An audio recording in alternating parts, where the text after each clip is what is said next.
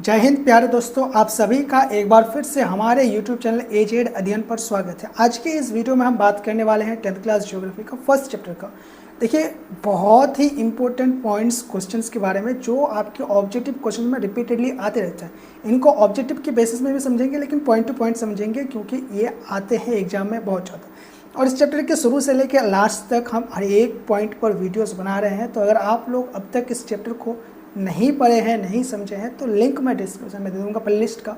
आप लोग शुरू से लेकर आखिर तक देख सकते हैं। चैप्टर लगभग ख़त्म होने ही वाला है और शायद दो वीडियो ही आएंगे। और आखिर जो होगा इस चैप्टर का जितने भी क्वेश्चन है एनसीईआरटी के बुक में, उन क्वेश्चन को आपको सॉल्व किस तरीके से करना है, आंसर किस तरीके से लिखना और कैसे आपको याद रखना है ताकि ईजिली आप एग्ज़ाम में लिख पाओ, उस पर बात करेंगे।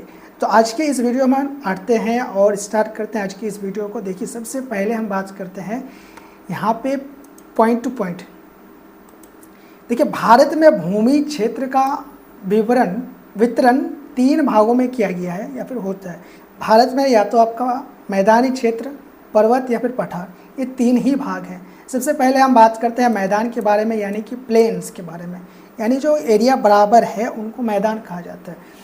जैसे भारत के कुल भौगोलिक क्षेत्र का लगभग 43% जो है मैदान है, ठीक है। और ये भाग जो है उपजाऊ होते हैं, इसमें खेती के लिए बहुत उपयुक्त माने जाते हैं। ये जो मैदानी एरिया है वो खेती के लिए बहुत उपयोगी माने जाते हैं और सबसे ज़्यादा खेती इन्हीं इलाकों में की जाती है। जैसे कि गंगा यमुना का मैदान जो हो गया, इन एरिया में खेती बहुत ज़्यादा किया जाता है और ये मैदानी एरिया है। अब पर्वत के बारे में बात करते हैं। माउंटेन यानी कि पहाड़ी इलाका, भारत का लगभग 30% जो ज़मीन है वो पहाड़ों से घिरा हुआ है, कवर है। तो 30% एरिया जो है पहाड़ों से घिरा हुआ है, जैसे कि हिमालय, ये पर्वत श्रृंखला हो गया। यह जो क्षेत्र होते हैं पर्वतीय क्षेत्र, इनमें खनिज संपदा, वन और जो जल स्रोत है ये काफ़ी महत्वपूर्ण है। अब बात करते हैं पठार के बारे में। देखिए, भारत का लगभग 27% हिस्सा पठारी क्षेत्र है। सबसे बड़ा पठार दक्कन का पठार, याद रखिएगा, ऑब्जेक्टिव में आता है, आ सकता है।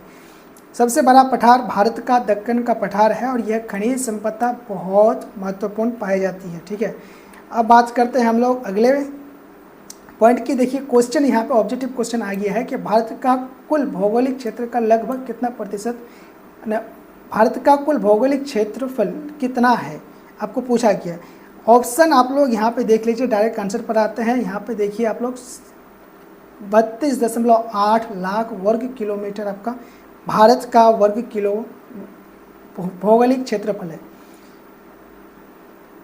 भारत का कुल भौगोलिक क्षेत्रफल कितना है, ये क्वेश्चन है, ऑब्जेक्टिव क्वेश्चन है और बहुत ज़्यादा इंपॉर्टेंट है। देखिए आंसर, देखिए बिना लेट करते हुए 32.8 लाख वर्ग किलोमीटर जो है भारत का आपका भौगोलिक क्षेत्र है। अब बात करते हैं दूसरे क्वेश्चन की। भारत के किन राज्यों में लगभग 80% क्षेत्र भूमि में खेती किया जाता है।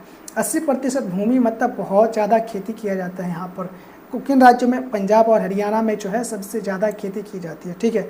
अब बात करते हैं हम लोग। देखिए, पंजाब और हरियाणा में 80% भूमि के लिए खेती की जाती है और यहाँ मिट्टी की उपजाऊ जो होती है बहुत अच्छी है और सिंचाई की सुविधा अच्छी होने के कारण यहाँ पर अधिक मात्रा में खेती की जाती है। अब बात बढ़ते हैं आगे।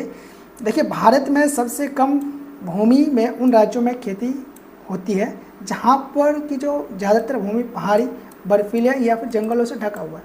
जो जहाँ पे पहाड़ है, बर्फीले इलाके हैं या फिर जंगलों से ढके, वहाँ पर खेती कैसे होगा, ठीक है। मिट्टी उपजाऊ नहीं होता, ये कारण होते हैं, ठीक है। या फिर जलवायु बहुत ज़्यादा कठोर होती है जिसकी वजह से खेती नहीं होती। अब किन राज्यों में सबसे कम खेती की जाती है उनके उदाहरण देख लीजिए। अरुणाचल प्रदेश, मिजोरम, सिक्किम, नागालैंड, इन राज्यों में लगभग 3 से लेकर 10% या फिर उससे भी कम क्षेत्रफल में खेती की जाती है, ठीक है।